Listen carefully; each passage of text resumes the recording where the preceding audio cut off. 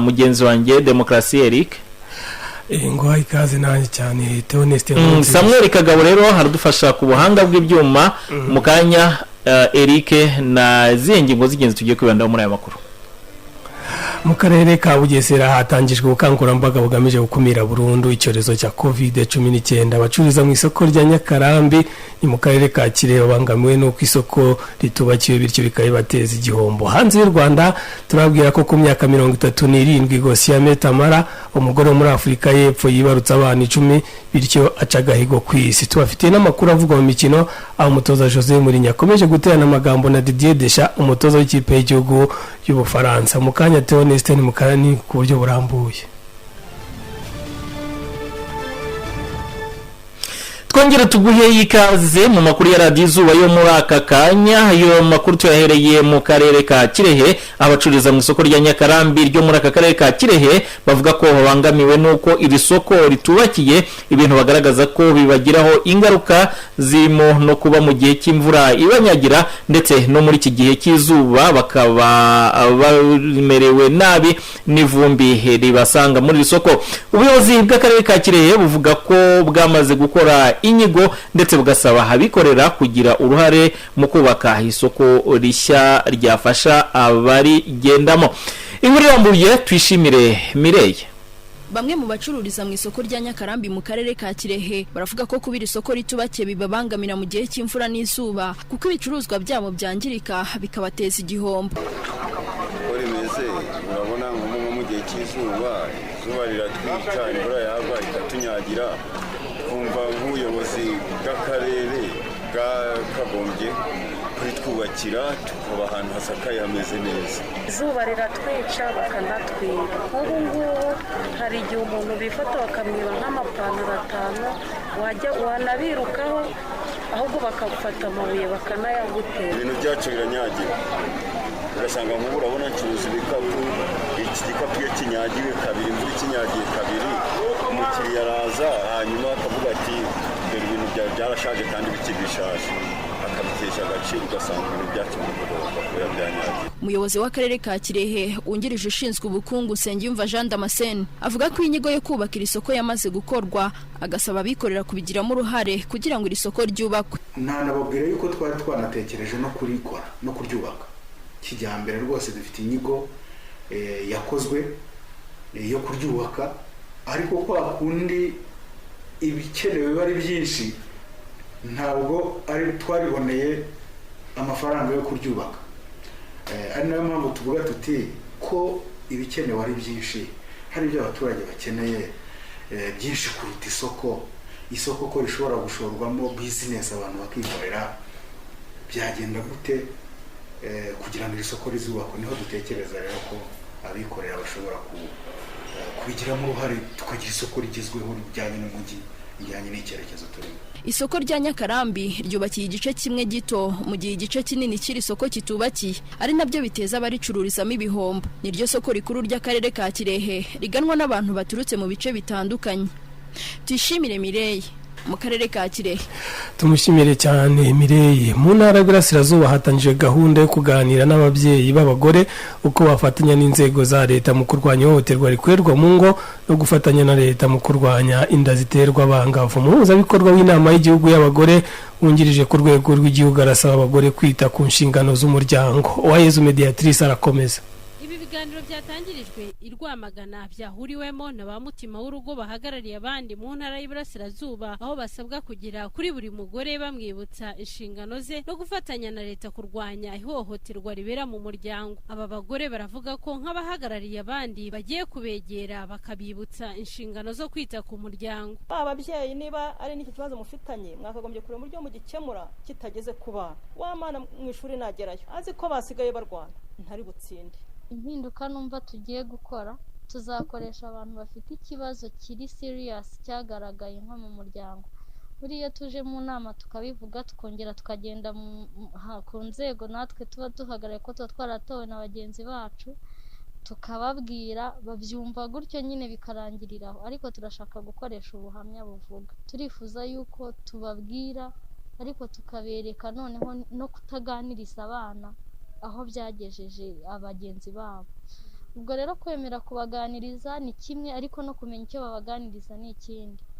Niyo mpamvu turi gutekereza yuko tugiye gukoresha imfashanyigisho. Hari imfashanyigisho zitandukanye dushobora kudevelopa, hari nk'ubungubu yasohotse yitwa tuganire mwana wanjye, ku buryo niba umubyeyi noneho yumvishe yuko ashobora kuganiriza umwana ari bumenye ngo ndamuganiriza iki kijyanye n'icyiciro cy'imyaka arimo. Niyo twebwe turi mu nzego z'abagore, buri wese yareba urugo rwe wenda n'umuturanyi hirya no hino, tukaba tugeze ku bantu benshi. Vice Presidente w'inama y'igihugu y'abagore ku rwego rw'igihugu Madamu Mukakarisa Francine aravuga ko kwibutsa abamutima w'urugo inshingano zabo bizafasha guha uburere abana no kurwanya ihohoterwa rikorerwa mu miryango bizoroha. Nk'imbuto twitegura ejo hazaza h'igihugu, ariko kikaba ari igikorwa kitari cy'abamutima w'urugo gusa, ahubwo gisaba ubufatanye bw'inzego zinyuranye, kuko uwo dukorera twese ni umunyarwanda. Twifuza ko ejo azaba ari umunyarwanda utuye mu muryango utekanye, mu muryango uteye imbere, uzira ihohoterwa iryo ari ryo ryose, uzira amakimbirane ayo ari yo yose, utekereza ejo hazaza. Ingamba rero zihari, turabona ibibazo bikomeye cyane by'ihohoterwa mu muryango, turabona ibibazo by'abana batwita bakiri bato b'abangavu, turabona amakimbirane ateza ingaruka nyinshi, haba zo ku mubiri, haba ku mitekerereze, haba ku mutungo, aho bamwe mu bashakanye biharira umutungo, ndetse hakavamo gukomereka, hakavamo n'impfu za hato na hatoya. Aha rero ingamba no gutoza abakiri batoya, ari naho bizagenda bikagera ku itorero ry'umudugudu. Iyi gahunda yo kwibutsa umugore inshingano ze no gufatanya na leta guhangana n'inda ziterwa abangavu ni gahunda izagera kuri buri muturage wese, aho ibi biganiro bizategurwa na buri karere bikomeze bigere no ku rwego rw'isibo. Uwayezu Mediatrice mu ntara y'Iburasirazuba. Arakoze cyane Uwayezu Mediatrice. Ku isaha ya saa 1:37 muri studio za Radio Izuba, ni no kuri gisaha haba dukurikiye muri ku Mujwiri, ni mu murenge wa Rweru mu karere ka Bugesera, mufite muri aka kanya.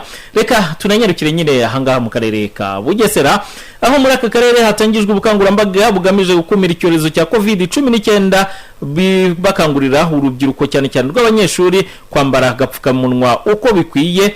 Abanyeshuri bakabasabwa kukambara bari ku ishuri ndetse n'igihe basohotse mu kigo cy'ishuri. Risye Kamanzi. Iki gikorwa cyatangiye mu karere ka Bugesera, cyatangijwe n'abagize inama njyanama y'aka karere, aho kuri uyu wa kabiri bafatanyije n'urwego rw'abikorera PSF ndetse n'urubyiruko rw'abakorerabushake Youth Volunteers, bakaba bazindukiye mu bigo by'amashuri bahagaze ku bikingi by'amarembo gate mu ndimi z'amahanga, baganiriza abana binjira cyangwa basohoka mu kigo ku mpamvu zo gukomeza kwirinda COVID-19, hatangwa ubutumwa, hanakorwa n'igenzura kuyubahiriza ry'amabwiriza. Mu bana twaganiriye biga kuri groupe scolaire Nyamata Catholique mu mujyi wa Nyamata, batubwiye ko kwirinda babigize ibyabo kuko bubahiriza amabwiriza yose nk'uko babigarukaho. Tuba tugomba kwambara ubupfukamunwa, twakwinjira mu kigo tugakaraba amazi ndetse n'isabune, yaba ufite sanitizer ukayikaraba iyo udashaka gukaraba amazi. Muri classe dukora social distance, abanyeshuri babicaye ari babiri ku ntebe kugira ngo twirinde abavuye no hirya no hino bakoranaho kugira ngo tutanduzanye, kandi tuzi ko gukumira no kurwanya iki cyorezo ari inshingano ya buri wese. Usanzwe twambara udupfukamunwa turuka mu rugo kuza hano ku ishuri, n'amabwiriza arahari, tubyumva ku maradiyo no ku mateleviziyo yose, ni ukuyakurikiza no kwirinda n'ibindi bya social distance, gukaraba intoki. Ikintu nababwira ni ukubabwira yuko bagomba kugira impungenge z'iki cyorezo, kuko isaha n'isaha yose twasubira mu rugo nk'uko twe twaragiye mu rugo kubera COVID. Mukarindiro Marie Goreti ni umuyobozi wa groupe scolaire Nyamata Catholique, avuga ko kwigisha abana kwirinda icyorezo cya COVID-19 babigize ibyabo bakaba babyubahiriza. Buri gitondo haba hari timu yakira abana, bapima umuriro, hakaba hari n'indi iri ku rukarabiro hariya hirya ibafata, bagakaraba amazi meza n'isabune, bagakomeza mu ishuri, bagahura n'abarimu, bagakomeza kubabungabunga, babibutsa kwambara udupfukamunwa, gushyiramo intera. Nta bucucike tugifite, ni byiza, ubu biroroshye kwirinda, tuba tubari hafi, uteshutseho gatoya tukaba tumuri hafi agasubira ku murongo. Umuyobozi w'akarere ka Bugesera Richard Mutabazi aravuga ko ubu bukangurambaga bwakozwe bitewe no kudohoka kwirinda COVID-19 mu banyeshuri, aho anavuga ko ubu bukangurambaga ari ukwigisha abana ukabagira inshuti kuko bitanga umusaruro. Ubukangurambaga twakoze uyu munsi kwinjira mu bukangurambaga rusange dukora bwo kwirinda iki cyorezo, ariko twashize umwihariko ku bana b'abanyeshuri tumaze kubona uko bitwara mu nzira bajya cyangwa bava ku mashuri, bigaragara ko badohoka, bibagirwa, batirinda cyangwa se batarumva neza n'ubukana bw'iyi ndwara. Ni gahunda rero twari twafashe binyuze mu nama njyanama y'akarere kacu. Biba bisaba rero ko umuha amabwiriza ariko utanayamuhaye, uba inshuti ye, uganira nawe, umwigisha icyiza cy'ibintu n'ingaruka zavamo, ahubwo muri we agatwarwa noneho akemera kubikora. Iki gikorwa cyo gukangurira abanyeshuri kubahiriza amabwiriza yo kwirinda COVID-19 cyanunganiwe no gukoresha indangururamajwi zinyura mu nsisiro n'ahari ibikorwa bihuza abantu benshi, bityo bikunganira ubutumwa abanyeshuri bahawe ku ishuri ubwo bumvise mu nzira n'ubwo basangaga aho batashye. Kikaba kiswe Get Roll mu ndimi z'amahanga. Risien Kamanzi, Radio Izuba, mu karere ka Bugesera. Urakoze cyane Risien Kamanzi. Tukivuga ku bijyanye n'uburezi, bamwe mu basenateri baravuga ko basanga hari byinshi bikenewe gukorwa kugira ngo ireme ry'uburezi rigerweho. Urugero ngo ni bijyanye n'ibikoresho birimo bitabona intebe zo kwicaraho bikiri bike mu bigo by'amashuri, cyane mu mashuri abanza n'ayisumbuye. Mu nama nyunguranabitekerezo yabaye kuri uyu wa kabiri yigaga ku kuzamura ireme ry'uburezi, Dr. Iyamuremye Augustin, ni perezida wa Sena, yavuze ko asanga ku ubusesenguzi bwimbutse ku ireme ry'uburezi bitewe n'icyo igihugu ukifuza. Pacifique Inkuru Nziza. Mu bipimo bya Minisiteri y'Uburezi byo mu mwaka wa 2019 bigaragaza ko byibura mu mashuri abanza intebe yicara abanyeshuri 5 mu gihe bigenewe abana 2 gusa. Ni mu gihe kandi mu mashuri abanza abanyeshuri 5 bahurira ku gitabo kimwe kandi kigenewe abana 2 gusa, naho mu yisumbuye kigenewe 3 gusa. Uretse ibibazo bigaragara nk'ibikibangamiye ireme ry'uburezi, Senateri Dr. Faustin Habineza aragaruka ku mpamvu zitandukanye zituma ireme ry'uburezi ritagerwaho. Bagaragaje ko abarimu bakisonga gutuma iremesha inyuma, agakugiraho ibikoresho by'amashuri y'ingabo, aho barara n'ibyo bagaburirwa, inyubako z'ishuri nazo zifite n'uruhare zishobora kuba zitameze neza cyangwa se baticara ngo bari batekanye bari kwiga. Uruhare rw'ababyeyi bituma bitagenda neza. Uretse izi mpamvu Dr. Habineza asobanura, Senateri Havugimana Emmanuel asanga guhindagura kenshi abayobozi muri Minisiteri y'Uburezi nabyo biri mu bikizambye ireme ry'uburezi. Ngira ngo hari Minisiteri y'Uburezi muri imyaka 27 niba yagize abaminisitiri benshi bashobora kuba bageraho ku 10 mu myaka 27 ngo bari mu wayene y'imyaka 2 n'ibice 7 hari kuri buri mu minisitiri, kandi buri wese akagenda asa n'ahazana reforme ye, ahindura ibintu, bahindura indimi, imyigishirize, ugasanga rimwe na rimwe n'abarimu babishyira mu bikorwa basa naho bayoboye icyo bakora, ugasanga hari ibitabo bimaze gutanga amafaranga bakabibika kubera yuko byavuye kuri gahunda. Iyo instability nayo yagiye igira ingaruka mu byerekeranye n'imikorere n'imyigishirize mu mashuri abanza n'ayisumbuye. Dr. Iyamuremye Augustin, perezida w'inteko ishinga amategeko umutwe wa Sena, asanga hakwiye gusesengura ireme ry'uburezi bitewe n'icyo u Rwanda rukeneye ku baturage. Cyambere ni ugukora analize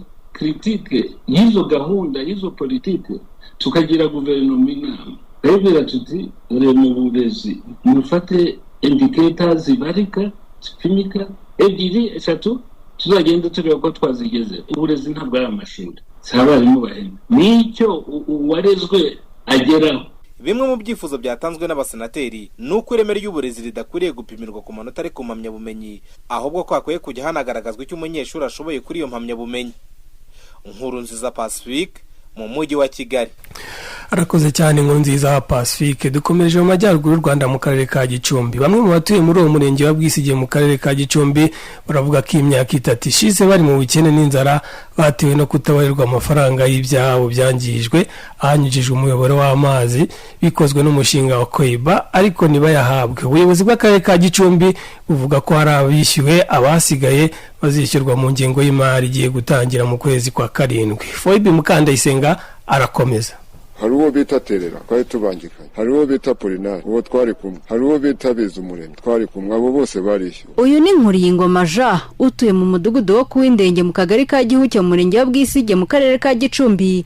Uvuga ingaruka zo kutishyurwa ingurane ko yakomeje guhura nazo ku mitungo yangijwe kimwe n'ubutaka bwatwawe n'umushinga wa Koiba. ukubakamo ibigega by'amazi ahandi bagacishamo imiyoboro igaburira utundi duce. Ngaruka ko nanjye ubu nta mituweli nkibona kuko ubwo rutoki nirwo navanagamo na mituweli, kandi urumva kuba ufite umwana agakayi k'umwana ntako, agakaramu ntako, umwenda n'uwo. Mungaruriye Cyprien nawe utuye mu mudugudu wo ku Munini avuga ko bari barabariwe amafaranga babwirwa ko bitazarenza mu kwa mbere kwa 2021 batarishyurwa, none ngo icyizere gitangiye kuyoyoka. Twahubwo amafaranga bavuga ko dusenya bavuga ko amafaranga azageza mu kwa mbere twayabonye ko uyu mwaka nyine, none urabona ko tugeze mu kwa gatandatu twarategereje twarahebye amaso yaheze mu kirere, nta n'igisobanuro duhawe ubwo se cyizere twakihabwa nande twakibwirwa niki. Ntezirya Anastase umuyobozi w'akarere ka Gicumbi wungirije ushinzwe ubukungu n'iterambere arasobanura icyateye gutinda kwishyura abaturage n'igihe bazishyurirwa. Ikibazo abaturage bagaragaza ko gihari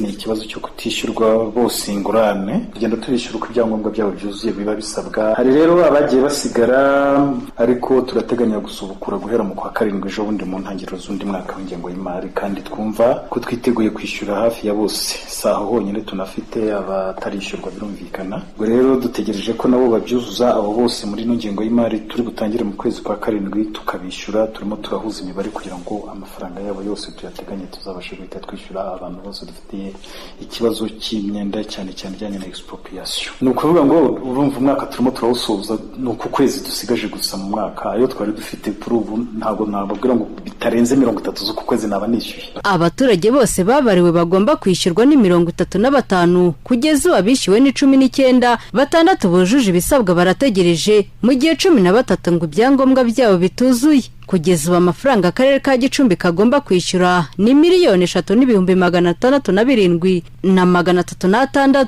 Ni ugutinda gukomeza kumvikana hirya no hino ku bikorwa bifite inyungu rusange binyuzwa mu mitungo y'abaturage, mu gihe itegeko rigena ko umuturage agomba kwishyurwa bitarenze iminsi 120. Ni amakuru ya radiyo Izuba ukomeje gukurikira kuri uyu mugoroba. Hanze y'u Rwanda hiriwe havugwa iki, Eric Demokarasi?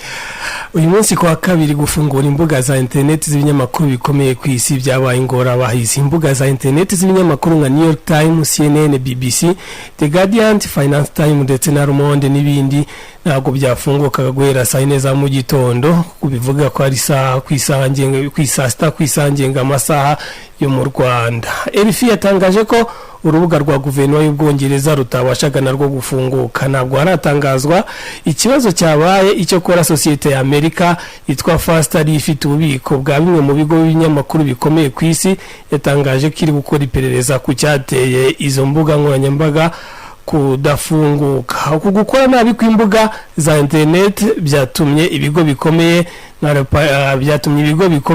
nk'uko Repazi yatangaje ko byagize ingaruka no ku mitangire ya serivisi z'ibindi bigo bikomeye birimo nka Twitch ndetse na Amazon, tutirengagije n'ikigo cya Payba. Ubucamanza bw'ubujurire burimo kwitegura gutanga umwanzuro kuwahoza ari umuyobozi w'igisirikare cya Serbia mu Burusiya Lakto Mladic uregwa ku rubanza ashinjwamo gukora ibyaha muri Bosnia mu rukiko rw'umuryango w'abibumbye rwahoze ari Yugoslavia. Mladic y'imyaka 78 yewe ingabo z'abaserbe mu Burusiya mu ntambara Bosnia y'umwaka w'1992 kwiza mwaka w'1995. Uyu mugabo uzwi ku izina rya Budge of Bosnia yahamijwe ibyaha bya genocide mu mwaka yakoze mu mwaka w'2017 ndetse akaba akurikiranye itsembabwoko, ibyaha byibasiye inyoko muntu mu byaha by'intambara birimo gutera ubwoba abaturage n'abasivili mu murwa mukuru wa Bosnia. Soza amakuru avugwa hanze muri Afurika y'Epfo ku myaka 37 Gosiam Tamara uwo mugore muri icyo gihugu yibarutse abana 10 ahita kuragayo kare gafitwe n'umugore wo muri Mali witwa Harima Sise wabyaye abana 9 mu kwezi gushize. Nuko ibitangazamakuru bitandukanye muri Afurika y'Epfo bibitangaza ngo nuko uyu mugore yabazwe n'abaganga maze bamukuramo abana 7 b'abakobwa n'abandi 7 n'abandi 3 b'abahungu, bituma bose icyarimwe baba 10. Ngo ibi byatumye umugabo we cyane kuko yarazi ko umugore we yari bwibaruka abana 8 nk'uko ibipimo mbere byari byabigaragaje. Gusa ngo ibipimo byari byafashwe mbere ntabwo byagaragazaga neza abandi bana 2 uyu mugore yari afite mu nda. Kandi cyatangaje abantu benshi nuko mu byumweru 29 uyu mugore yamaze twita abana 10 nta bibazo byinshi yahuye nabyo nk'iby'umugore ahura nabyo ari mu nda. Reka akanya n'uwo tuganiriye Anastase tuyishime mu makuru y'imikino. Anastase wiriwe neza? Mwiriwe neza, Tioneste nkuru nziza na Eric Demokrasi. Muri siporo hiri havugwa iki Anastase? Kugeza ubu ngubu ikintu kiriho kivugwa cyane mu isi ya siporo nyuma ayazagaragara ziriwe zivugwa mu ikipe ya Rayon Sport ko abakinnyi n'abatoza baba bigumuye bakanga gukora imyitozo. Kuri wa kabiri rero abakinnyi bose b'ikipe ya Rayon Sport usibye abafite ibibazo by'imvune barimo nka Mugisha Gilbert, Nibizi Emmanuel uzwi ku izina rya Kibungo ndetse na Muhire Kevin, bamwe mu bakinnyi batigeze bagaragara mu myitozo ya ekipe ya Rayon Sport, bari kwitegura rero umukino bafitanye na ekipe ya Polisi, umwe mu mikino itegerejwe na benshi cyane kandi wanavuzweho byinshi cyane hagati ya Rayon Sport ndetse na ekipe ya Polisi FC, umukino ugomba kubera kuri stade mpuzamahanga ya Bugesera. Ubwo rero muri iki cyumweru hagiye humvikana amakuru menshi yavuga ko abakinnyi ba Rayon Sport bahagaritse imyitozo kubera ibibazo by'amafaranga. Abakinnyi bakavuga ko batarayahabwa, banavuga ko batagomba rwose kuza mu kibuga abatarahabwa aya mafaranga, bakaba baje gukora imyitozo rero bari kumwe n'ubuyobozi bwa ekipe ya Rayon Sport. Amakuru kandi nanone ansumira ngeraho na yuko abakinnyi ba ekipe ya Rayon Sport bose bamaze kuba bahabwa amafaranga yabo nkuko bisanzwe. Hanyuma ikindi gikomeje kuvugwa mu makuru y'imikino mu nyemerere nsimbukire hanze y'u Rwanda, ubwo ni ku mugabane w'Uburayi, nuko bombori hagati y'umutoza w'ikipe y'igihugu y'Ubufaransa Reba Didier Deschamps ndetse n'umutoza wa AS Roma na wundi n'umunyaportugal Jose Mourinho Felix. Uyu mugabo Jose Mourinho ati ikipe y'igihugu y'Ubufaransa nidatwara igikombe nta kizireguza. Didier Deschamps ati wa munyaportugal ibyo ngibyo agakwiye kujya kubivugira muri Portugal cyangwa se mu ikipe yawe ya AS Roma, ntabwo ikipe y'igihugu y'Ubufaransa ikureba. Uyu ni umunsi wa kabiri ushyi wa gatatu abagabo bombi bari guterana amagambo, ibintu bishobora kuza gutuma umutoza w'ikipe y'igihugu y'Ubufaransa Didier Deschamps ava muri kuruse y'igikombe cya Euro kigomba gutangira kuri uyu wa gatanu. Hanyuma ikipe y'igihugu y'Ubwongereza imaze gutangaza ko hari Maguire ndetse na Anderson abagabo batari buze kugaragara mu mikino ya Euro bitewe n'ibibazo by'imvune, nkuko umutoza w'ikipe y'Ubwongereza Gareth Southgate yabitangarije ikinyamakuru Football. Hari Maguire na Anderson rero byamaze kwemezwa ko abagabo batagomba kuba bahari, ariko nanone hari ibiri kuvugwa ko abagabo bagomba guhita basimbuzwa byihuse cyane kugira ngo ikipe y'igihugu y'Ubwongereza izamanuke ku munsi wo ku cyumweru imeze neza nta kibazo na kimwe cyane ifite. Mu gihe ikipe y'igihugu ya Sweden yamaze gutangaza ko Dejan Kulusevski,